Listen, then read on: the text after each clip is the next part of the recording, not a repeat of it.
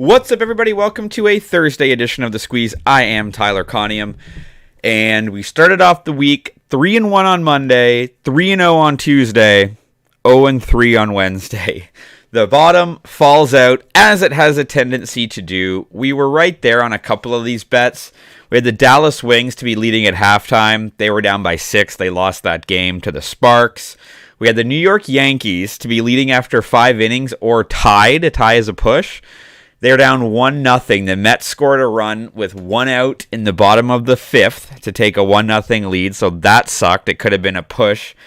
And then Philly, we also had the Arizona Diamondbacks to be leading after 5 innings, and that was a 2-0 Philadelphia. So the pitchers, we bet on Garrett Cole, we bet on Merritt Kelly. They did good. They gave up 3 combined runs in 10 innings, but it was not to be because their teams both scored 0. So an 0-3 day, which leads us into a Thursday, and I'm going to simplify things a little bit here because I don't love betting baseball, and the reason that is, there's so many variables. Like, you think of the best teams in baseball, even if they win 100 games, they're going to lose 62 times. So 62 times, that team is going to lose. It's hard. Number 2, it's hard to know who's pitching, who's come out of the bullpen, all the things that are going on every single day in baseball. There's just so many variables. So today, simplifying things a little bit, I've got a U.S. Open bet and two bets on the same CFL game. Now, before I get into that, I do just want to mention this QR code here. If you're following along on YouTube, if you are listening or you're on your phone, there is a link below. If you want to follow any of these bets or sign up for new sportsbook, getting the best exclusive offers. There's tons of offers going on for the U.S. Open. For example, DraftKings is doing a plus 300 bonus if you pick any tournament winner. So if you click this QR code or follow the link in the description, sign up for a sportsbook and make the minimum deposit, you are going to get the best exclusive offers thanks to my partnership with Stamp and those books exactly. So hit the QR code or follow the link in the description, sign up, make a deposit, and you can track all of these bets, follow all these bets, because I shop for all of the best lines. Okay, let's talk about the U.S. Open. I posted yesterday, I've got 1, 2, 3, 4, 5, 6. I've picked 7 winners, sprinkled 2.5 units on those. You can see those on Twitter. I'm not going to post those here, because picking a winner is kind of whatever. But one bet that I do like is Tyrrell Hatton to finish in the top 20. I think you get really, I hate the term value, but plus 145 for Tyrrell Hatton to finish in the top 20 is pretty juicy to me. So Tyrrell Hatton he's a great player who's never won a major championship. He also comes into the U.S. Open looking to change that narrative. He's 31 years old, excuse me, the Englishman. He's a riot to watch on the course. By the way, if you ever watch Tyrrell Hatton play, he's always talking to himself. He's very charismatic. He's very energetic. He's a golfer you love to watch, which I like. By the way, I believe he tees off at 10:45 Pacific time, so you want to get this bet in before like 1 o'clock p.m. Eastern time, depending on where you're watching this. He hasn't finished worse than 15th in each of his last 5 starts, and he has 3 top 5 finishes in that stretch. He just came off a very impressive performance at the RBC Canadian Open, where he just missed the playoff with Westwood and, why am I blanking, Taylor, by 1 stroke. Now he's heading to LA. He's got very impressive numbers. He is 3rd on the tour when it comes to strokes gained, total, and scoring average. He also ranks 11th in strokes gained off the tee. Which is great, obviously. Players in the top 20 this season in the PGA in strokes gained off the tee, approach, and putting, Jon Rahm and Tyrrell Hatton. It's just the 2 of them. Putting, so this course is going to really reward the short game and the putting. And putting is what could put Hatton over the top here. It's a very weird course in LACC, similar to Bay Hill. Hatton is trending in the right direction after last week's performance at the Canadian Open. He's a very elite ball striker, and he's locked in with his putter as well.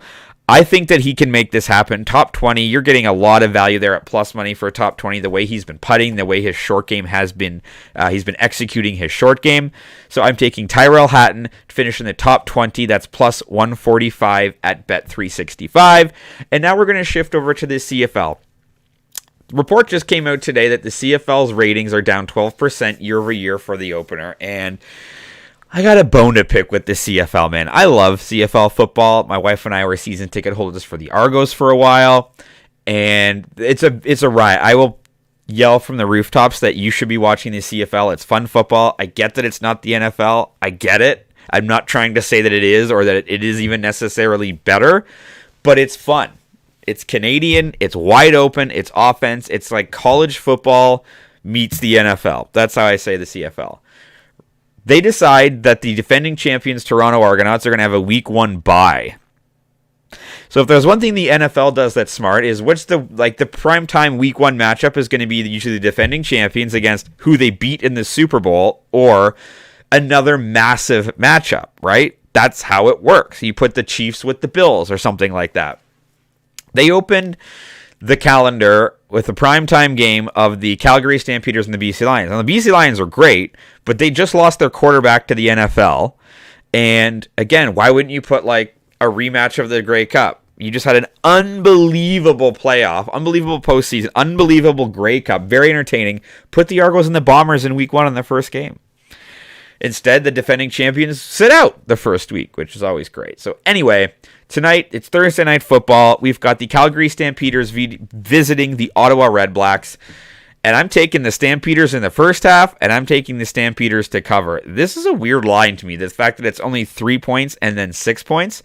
Now, Calgary is coming off a 25-15 loss, but that was against BC, who was arguably, with Winnipeg, the best team in the CFL. They've got a very potent offense, despite the fact that they've lost Nathan Rourke. And then you have Ottawa, who's coming off a 19-12 loss to Montreal, who is not very good either. Montreal and Ottawa are sort of predicted to be the 2 worst teams in the CFL this season, and they still lost by 7, were only able to score 7 points.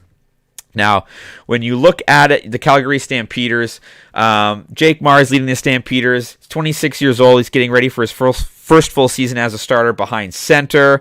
It's going to be interesting. I like Dave Dickinson as their coach. I think that they're going to have a much improved offense. And then again, when you look at, where did this go here?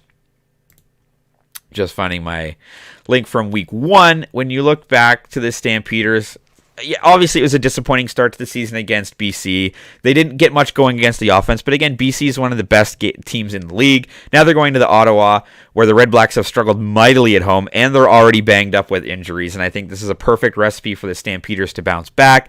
You've got the Ottawa Redblacks. They've got Jeremiah Mazzoli. He didn't play throughout the preseason. He did play in week 1. And it's going to be interesting to see. As I mentioned, they lost. They dropped to 9th in the power rankings. They've got an injury-riddled team. They couldn't get anything going against the Alouettes, who are the second worst team in the CFL. They've had backup Nick Arbuckle. He had 3 interceptions. They need more touchdowns, less field goals. Yeah, they've got a sort of a better matchup against the Stampeders, but I just don't see it happening, man. I think the Stamps are good enough that they're the ones that are going to get the bounce-back win here, not the Ottawa Redblacks. And you're getting a field goal in the first half, and you're getting 2 field goals or a touchdown without an extra point in the entire game. I know it's a road game, but Ottawa is pretty brutal at home, dating back all the way back to last year.